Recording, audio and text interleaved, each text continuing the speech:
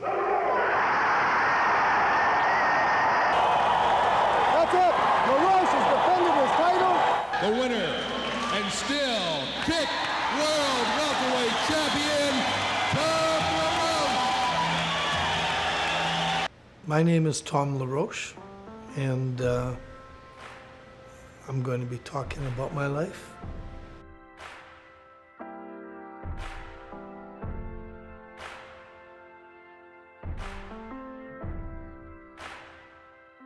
One is a champion in the natural sense, is one who excels or reaches the top in a particular field, who stands out. But also I believe a champion is one who takes the attributes that they've gained, the attitudes, the gratitude, the tenacity, the hard work, and you take that and you apply it to something beyond you. To me, that's what a champion is. A champion is one who reaches a goal and helps other people to be the best that they can be.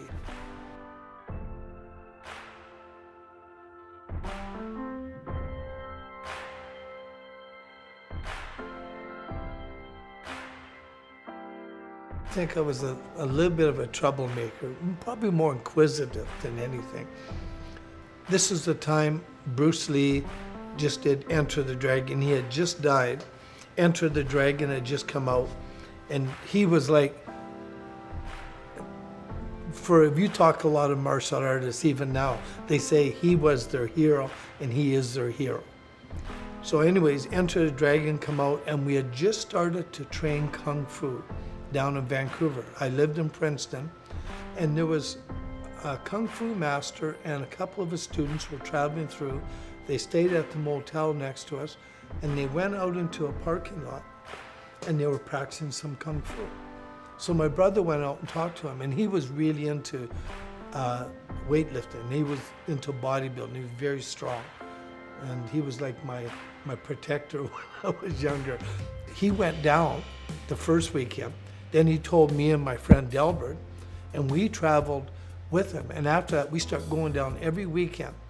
And that was actually a good thing for us, because what it did, it got us out of the small town party scene.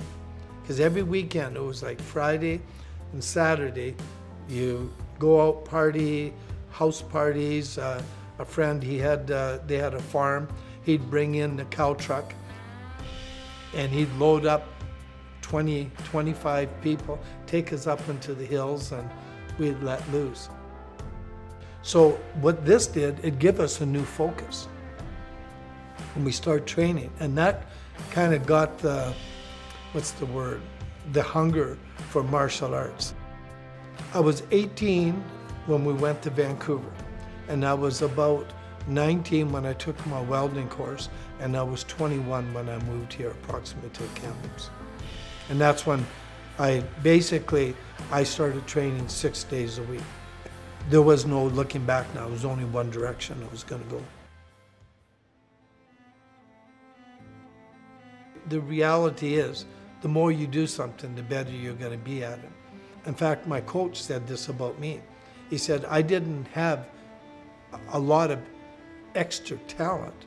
It's just that I was in the gym all the time, and I was so consistent. Our coach was able to arrange for us to travel to Hong Kong in 1978. And this was the first time that Caucasian people had competed in this Hong Kong tournament. And so we started training for this, and we started off with 10 fighters, and we ended up with only 4 going, because we were training 7 to 8 hours a day. Early morning, we'd get up, we'd meet at 5:30, 6 o'clock up in Bachelor Hills. We'd run 3 miles in, 3 miles out, go home, have breakfast, and then meet at the gym at 9 o'clock, go 9 to 12. Then at that time, I was helping to teach. So then I would help teach the lunch hour class. And then we'd meet at the gym at 3:30 to 4, and we'd do a half hour of partner stretching, which was really torture chamber. If you came in there, you hear people moaning and groaning because we're doing partner stretching, forcing each other down to increase our flexibility. Then I would teach 4 to 5, 5 to 6. Then I would train with the evening kickboxers who couldn't make it during the day, and we would train for an hour, hour and a half. Then I would teach 2 classes in the evening of Kung Fu, and then go home, do a half-hour training of stretching, and then go to bed. And I did that for about 7, 8 months. So with that, we ended up with 4 fighters going, but we all excelled in what we did. And then '82, we got invited to a world championship. There was 16 countries. I was the only one from Canada, and I really wanted to go to this tournament. And even to the point I was willing to pay for the trip for my coach and me, because it was, to me, it was a great opportunity. It was a professional fight. So we went and we had 2 fights. I fought the first night, which I ended up really injuring my shin, and it was just swollen up like a balloon. But I won the fight, and then I had the fight the next night, and I won that fight. And then I got back to Kamloops, and I seen this fight on TV in Wide World of Sports, and I look, and it was my fight in Hong Kong. And I thought, well, how cool is that? I got to be in Wide World of Sports.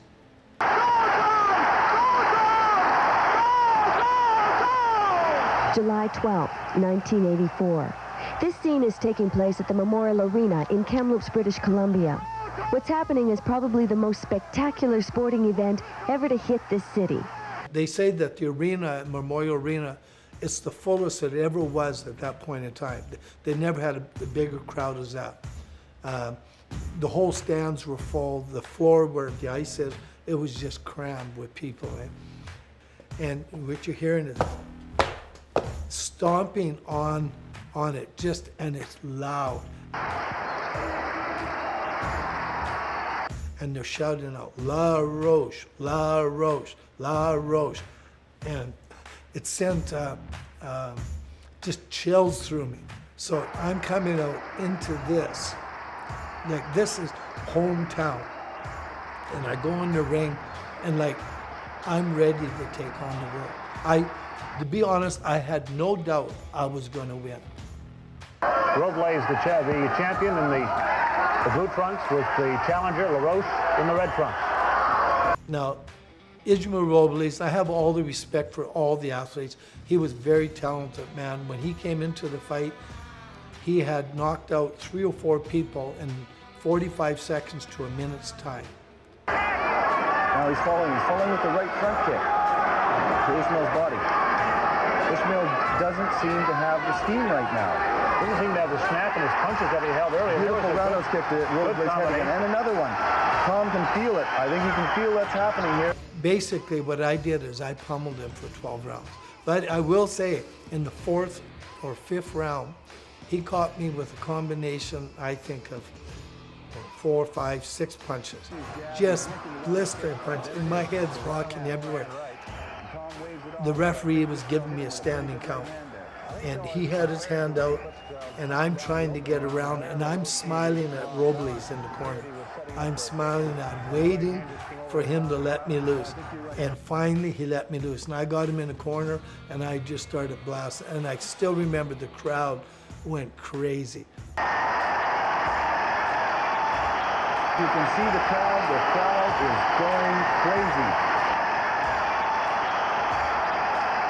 And I can still remember Rick Wild, who was probably one of the top sports announcers in Kamloops. He was at Radio NL. He was the ring announcer for this.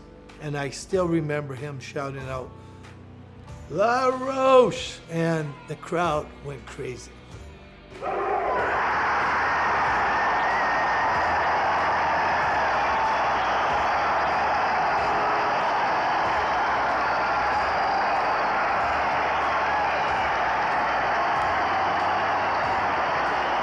It wasn't a knockout, it was a unanimous decision. Now, to win unanimous against a world champion, is very difficult.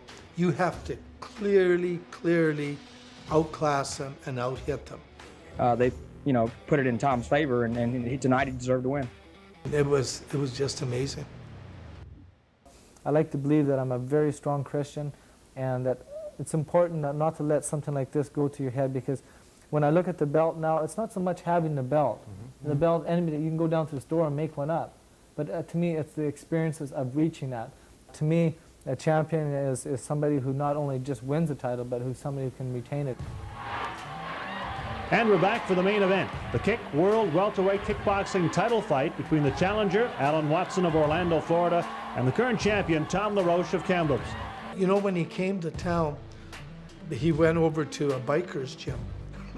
Was training in their gym because he thought we were spying. And I mean, there's not too much to spy on. I just do my work, and that'll take care of it.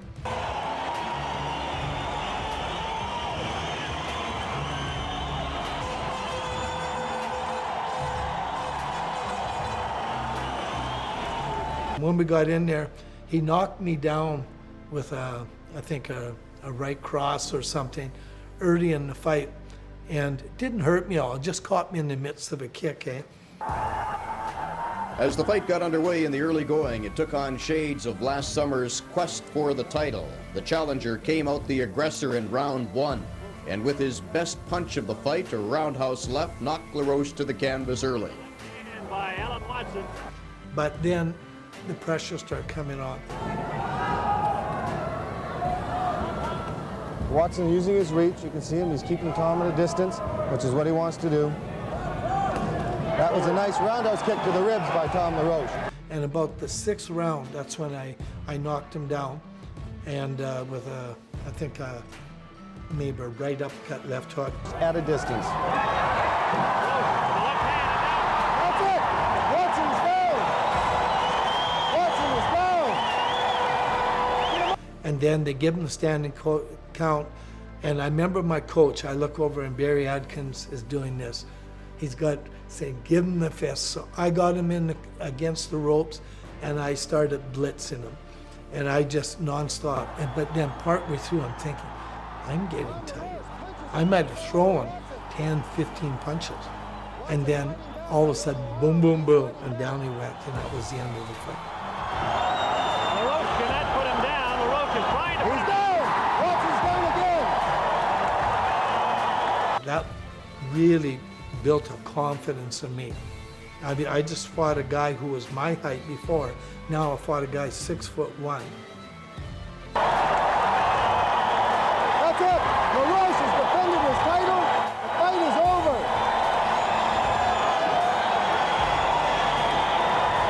And the crowd went crazy. And I think I danced around a little bit. And I danced around, and then I dropped into full side splits, because I used to like doing that at the end of the fight. I'd drop in full side splits, jump up on my feet, and then I mean, it was just amazing. Really, there was no surprise. And again, each time you have a win like that, right away I do a playback in my mind after the fight. What did I do right, and what did I get caught on? And so what I do is I go back to the drawing board, I try to improve on what I got, and then I'm always watching fight videos. Back then, that's when the super welterweight division went, where we had Sugar Ray Leonard, Roberto Duran, Tommy Hearns, and Marvin Hagler was middleweight world champion. You had all these guys fighting, and I would watch them hours. I would just consume it. That was my life. There was nothing else other than God was always number one. Every night I'd go to bed reading the Bible. I'd fall asleep on my knees sometimes because I got such inspiration from the Bible. Because you see battles in there, overcoming possibilities. And I'd wake up 2, 3 in the morning, I'm on my knees with my Bible, climb in bed, go to sleep. And so really, that was my life. Well, we're waiting now for the championship fight. The fight that we've all been waiting for, Jim. Tom LaRoche and Rick Simmerly getting ready. My third fight, I fought in Kamloops here. Fought a guy named Rick Simmerly. Tom LaRoche getting a standing ovation.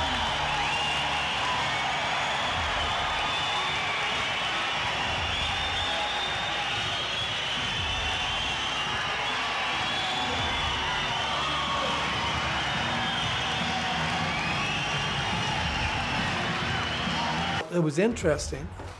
Alan Watson was 6'1". Rick was my height, or maybe even a little bit lower.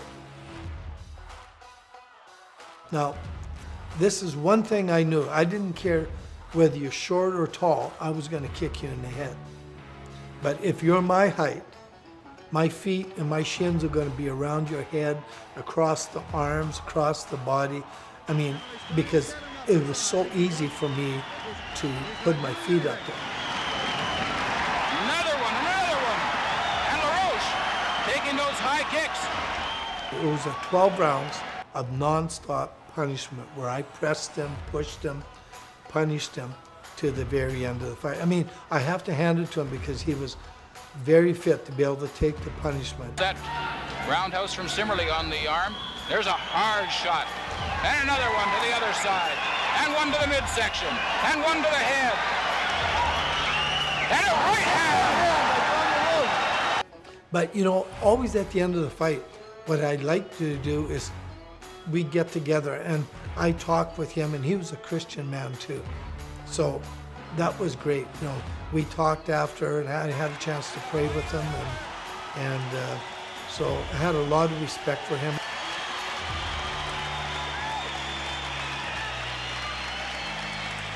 That end, unanimous decision on my point. Like I said, he never got knocked out, which I was surprised because I hit him with everything. The winner and still kick world welterweight champion, Tom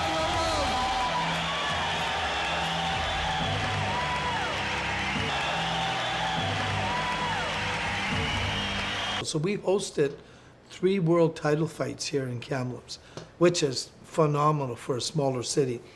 And we had such a good following. The people supported it.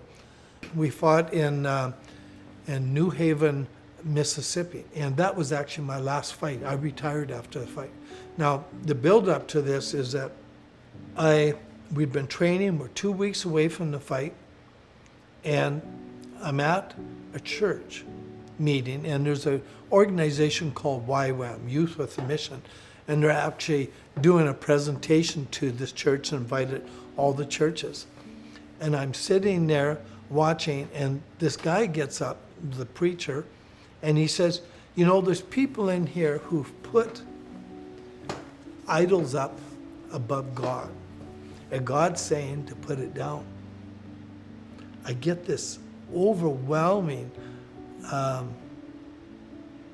emotion starts rising up to a point I break into tears. And my pastor comes over, Larry Peterson, and I said, I gotta quit.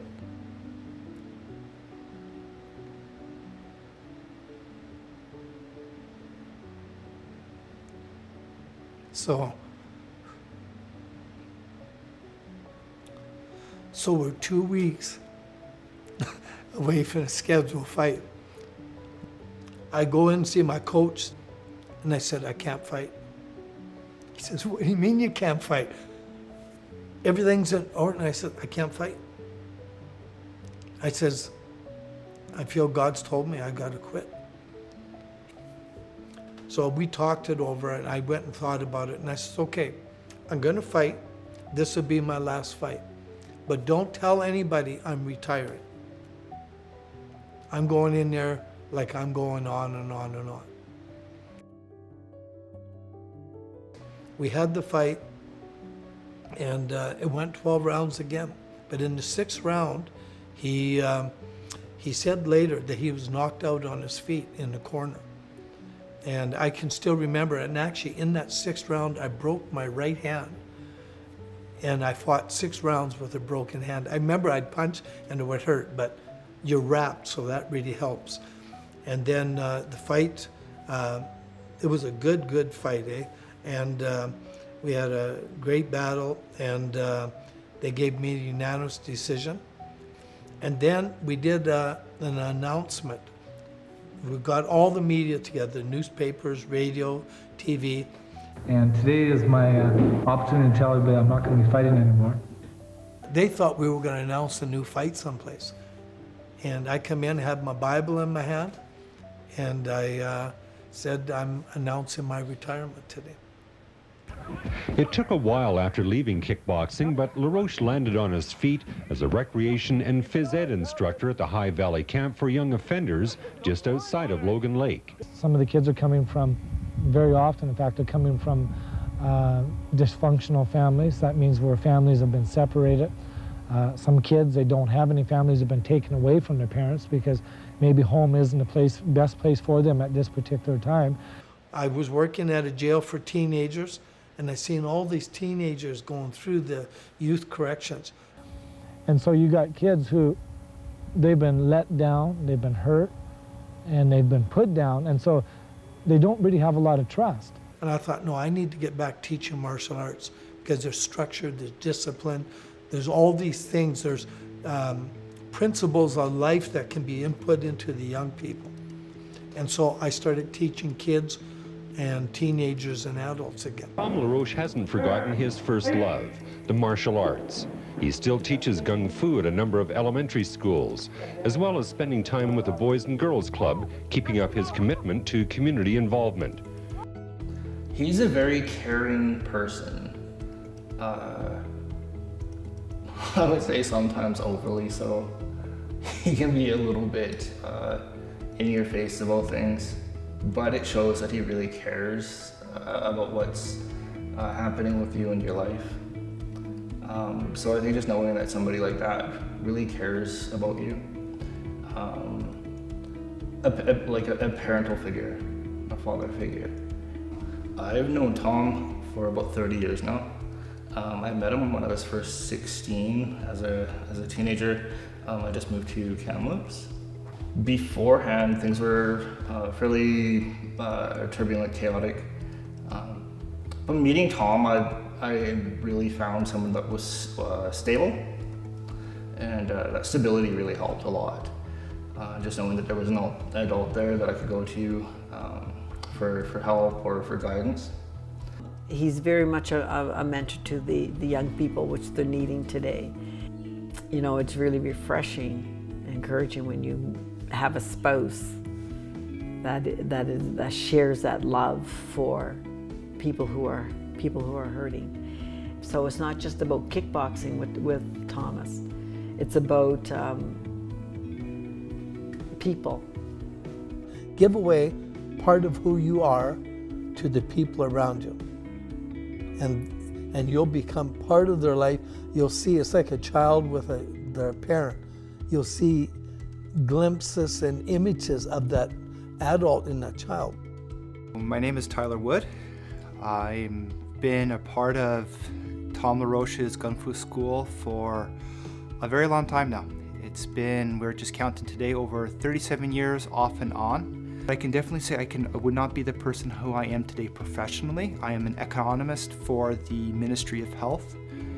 I have lived in 3 different countries. I have, at one time I spoke 2 different languages, none in addition to English, that I never grew up learning. And I would not have been able to do any of that without the skills I learned from Tom. Well, I think for me as a woman, like one of the things he's always done for us women is to make us feel confident enough that if we're out there that we could protect ourselves. And a lot of times, when he has any of us women or girls in the class, he's always shows us some techniques of how to protect ourselves. And I think it's just him being really in tune with us. And a lot of us have, I've been going there for 20 years, my husband's been 30 years. I think he really gets to know us as people.